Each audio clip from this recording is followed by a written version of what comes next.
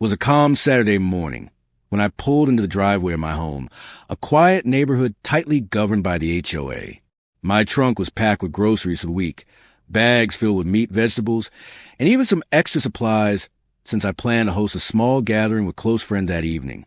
I was tired after the long lines at the supermarket, but relieved to finally be home. What I didn't expect was the confrontation waiting for me. As I stepped out, I noticed a teenage boy from across the street marching toward me. I recognized him immediately. He was Karen's son, the same Karen who had made life difficult for almost every neighbor on our block. Karen had a reputation for bending HOA rules to her advantage, issuing fines for trivial things, and loudly reminding others of her importance in the community. Her son carried that same arrogance, walking with his chest puffed out as if he owned the road. Without hesitation, he stopped in front of my driveway and eyed the grocery bags in my hands. His expression was not one of curiosity. It was entitlement. He announced that I should hand over bags because his mother was hosting a party that evening, and they hadn't prepared enough food. The demand was shocking, but it was delivered as if it were perfectly reasonable. At first, I stood frozen, almost amused at the audacity. This boy, barely old enough to drive, thought he could waltz up to a neighbor and claim their groceries for his family's event. But then I remembered who his mother was. This wasn't random. This was entitlement bred and encouraged by Karen's influence. She had raised him to believe that their family's needs came before anyone else's. I politely refused, setting the bags down by my feet. That refusal did not sit well with him. His face turned red, and he started raising his voice, accusing me of being selfish. He went on about how the community always supported each other, twisting the idea of neighborly goodwill into something that suited his demands.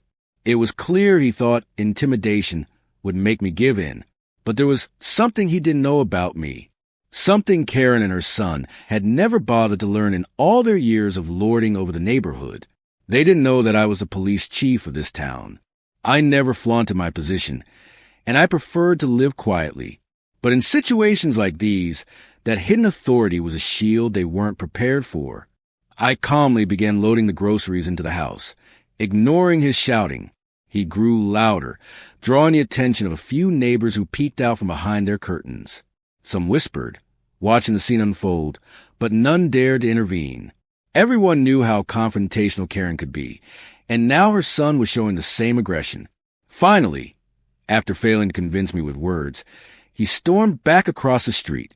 I knew where he was going. Straight to his mother. Sure enough, moments later, Karen herself appeared. She marched out her house, her heels clicking sharply against the pavement, her face already twisted in fury. She began to approach, her son trailing behind her with smug satisfaction. In his eyes, this was victory. He had brought reinforcements, and reinforcements meant I would be forced to surrender my groceries. What neither of them realized was that this encounter had just escalated into something far bigger than they anticipated. Karen pointed at me, already preparing her tirade, her son standing proudly beside her as if he had accomplished something noble. And as they closed the distance, I braced myself. This was no longer just a boy's entitlement. This was Karen in full force, ready to make demands backed by her authority in the HOA. But she was walking straight into a wall she didn't know existed, because this time she wasn't dealing with just another neighbor who could be bullied. She was dealing with someone who had authority of his own, someone who had no intention of being pushed around. The neighborhood was about to witness a confrontation unlike any they had seen before, and this was only the beginning. Karen's voice carried across the cul-de-sac before she even reached my driveway. The sharpness in her tone was familiar to everyone who lived within earshot. She was the kind of neighbor who thrived on public displays of control, and today she had an audience. A few blinds shifted as curious eyes followed her march, while her son strutted beside her with a smirk that screamed triumph. She wasted no time. The moment she reached me, she launched into a lecture about community responsibility. According to her, my refusal to hand over groceries wasn't just selfish. It was a violation of the neighborly spirit the HOA supposedly stood for. She held her clipboard tightly, waving it around as if it were a legal weapon. Karen loved paperwork, always quoting bylaws and rules, even when they didn't apply. I kept my composure, letting her words wash over me. I had encountered plenty of aggressive personalities in my line of work, and I knew the value of patience. But as she spoke, her voice grew louder, designed to humiliate me in front of others. She accused me of not being a team player, of sabotaging her son's party, of setting a bad example for the neighborhood.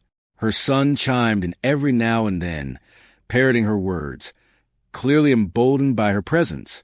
He pointed at the grocery bags that I had already carried inside, demanding once again that I hand them over. The absurdity of the situation would have been laughable if not for the sheer arrogance dripping from both of them. And then Karen did what she always did when she didn't get her way. She threatened me with HOA action. She declared that she would file a formal complaint, that fines would be issued, and that she could make life in the neighborhood very uncomfortable for anyone who refused to comply.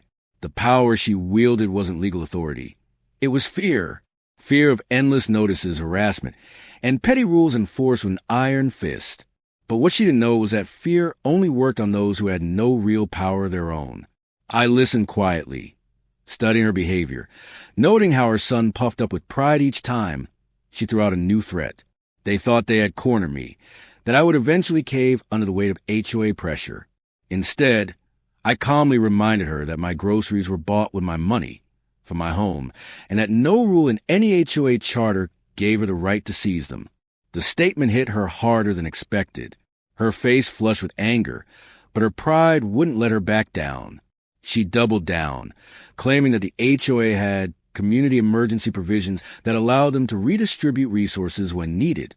It was a fabrication, of course, but Karen was skilled at bending truth until it suited her narrative. By now, more neighbors had stepped outside. Some stood at the edge of their driveways.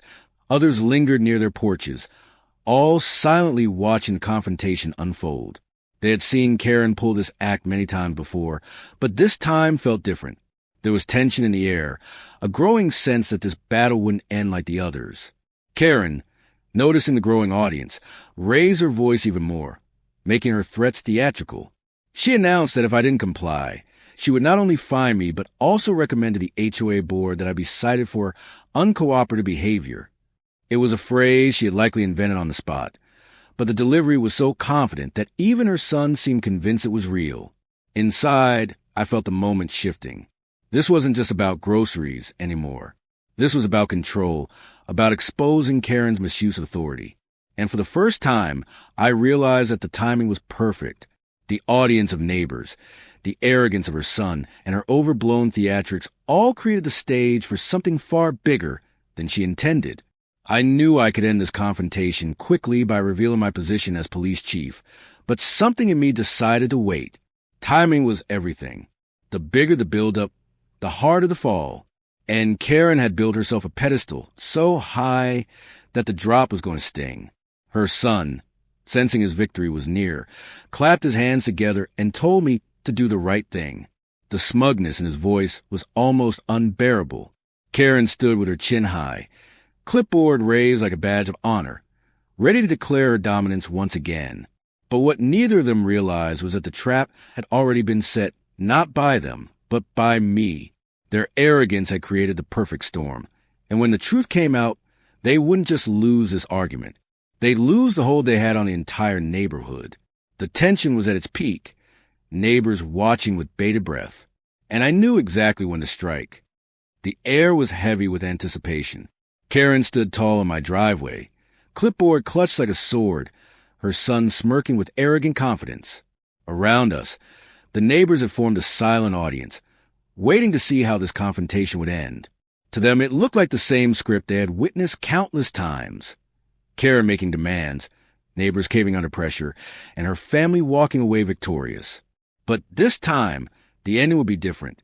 I took a slow step forward, my eyes meeting hers.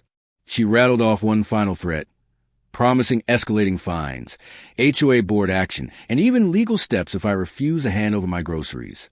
Her son nodded proudly, certain his mother's power was absolute. They expected me to flinch, to surrender under the weight of her words. Instead, I reached into my pocket and calmly pulled out my badge. The gold glinted under the afternoon sun, a symbol of authority far greater than any HOA rulebook could ever muster. I held it up for everyone to see, my voice steady but commanding. In that moment, the atmosphere shifted. The neighbors gasped softly, eyes widening as they realized the truth. Karen's smug expression faltered, her confidence cracking in an instant. Her son's smirk vanished, replaced by confusion and disbelief. I explained, clearly and firmly, that I was the police chief of this town. I reminded her and the growing crowd that intimidation, harassment, and false threats under the guise of HOA authority carried serious consequences. The law, unlike Karen's fabricated rules, was not something she could twist to her advantage. Karen's face drained of color.